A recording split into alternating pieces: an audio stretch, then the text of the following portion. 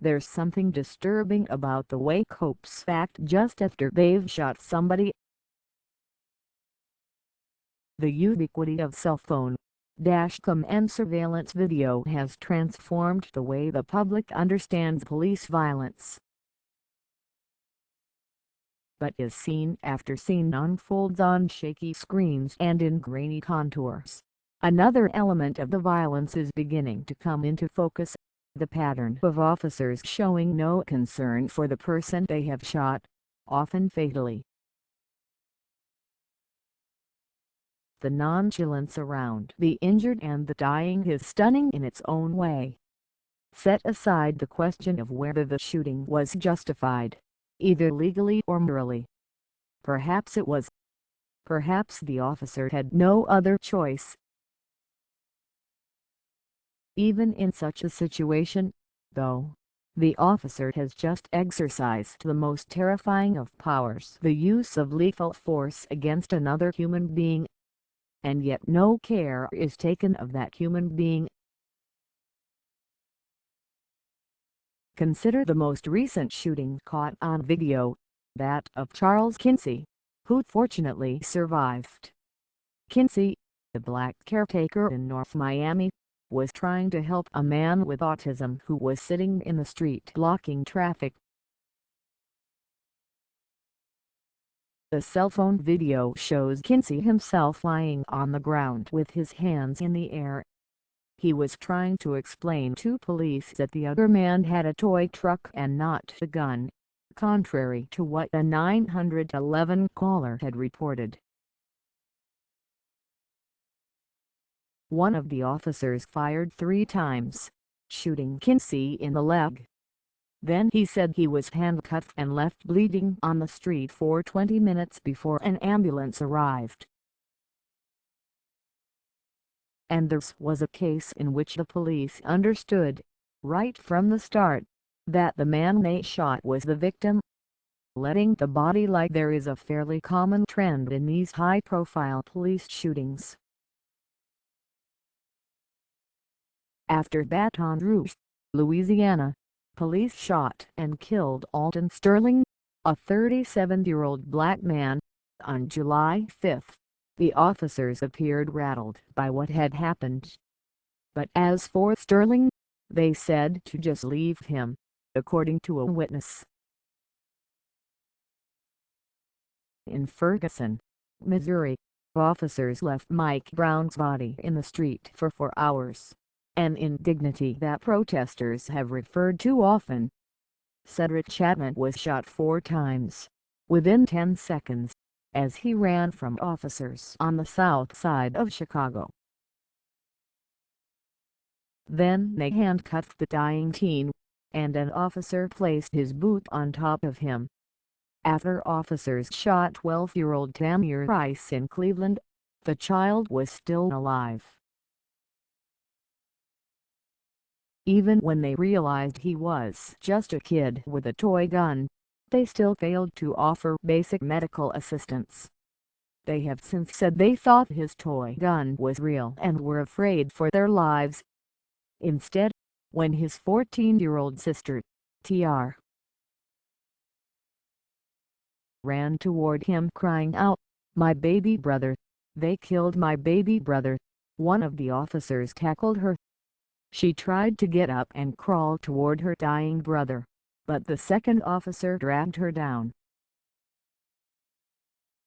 She was handcuffed and put in the back seat of a car, left to watch her brother continue to bleed while the officers did nothing. When Tamir's mother, Samaria Rice, heard about the shooting and rushed to the park, the officers refused to release Tr. into her custody and told her she had to choose between going to the hospital with her fatally wounded 12-year-old son and staying with her handcuffed 14-year-old daughter, who was in the back of the car with the very same officers who had shot her son. The Rice family's lawyers have since written. On December 28, an Ohio grand jury chose not to indict the officer who fatally shot Tamir. Walter Scott was shot and killed by a North Charleston police officer when a Tulsa, Oklahoma, reserve deputy accidentally shot 44-year-old Eric Harris. He was already being subdued by other officers. "Oh shit. He shot me," Harris says in the video. "I'm losing my breath." "Fuck your breath," one officer says in response, among the last words Harris would ever hear. If black lives truly mattered, the police would make an attempt to save the dying. If black lives truly mattered, the dead would be afforded more dignity. It is this lack of caring for a fellow human being in his last moments, over and above the violence itself, that reinforces the belief that black lives don't matter. After shooting LaQuan McDonald, Chicago police officer Jason Van Dyke can be seen in the video meandering about the crime scene. When North Charleston, South Carolina, police officer Michael Slager shot and killed Walter Scott, he casually walked toward his body. Later, more officers stand around Scott, and it takes some time for any of them to check for a pulse. Videos of police behaving nonchalantly after shooting white people have also come to light. Andrew Thomas, driving drunk, flipped his car and his passenger was thrown from the vehicle.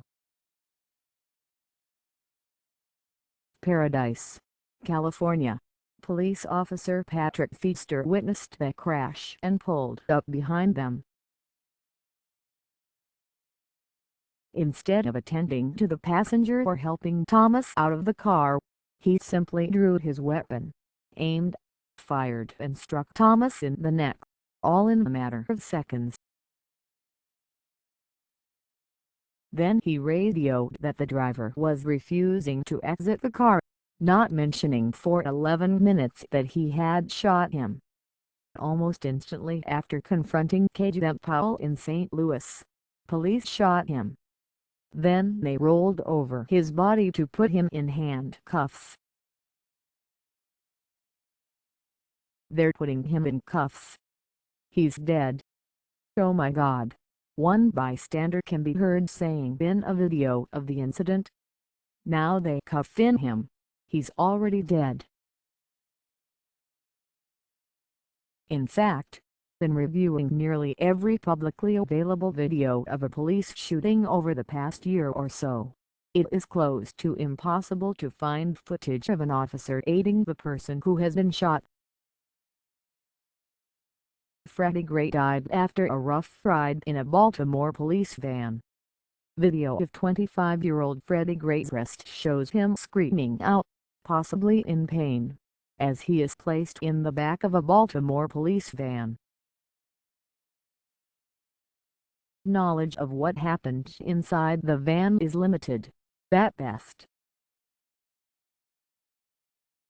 But prosecutors have argued in cases against several of the 6 officers charged in Gray's death that not buckling his seatbelt was a mistake, whether intentional or not, that contributed to the severity of his injuries. William Porter, whose first trial ended in a mistrial, has also been accused of failing to ensure that Gray was provided immediate medical assistance once he requested help. That lackluster response, as much as the rough ride, might have cost Gray his life. It's this nonchalance that gives weight to claims that too many police officers operating more like law enforcement warriors than like public servants dedicated to the protection of others.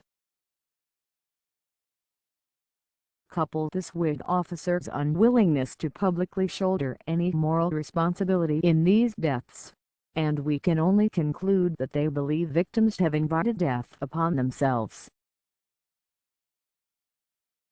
If police officers want to convince the public they value black lives as much as any others, they need to start acting like the lives they've just taken matter. Video produced by Amber Ferguson.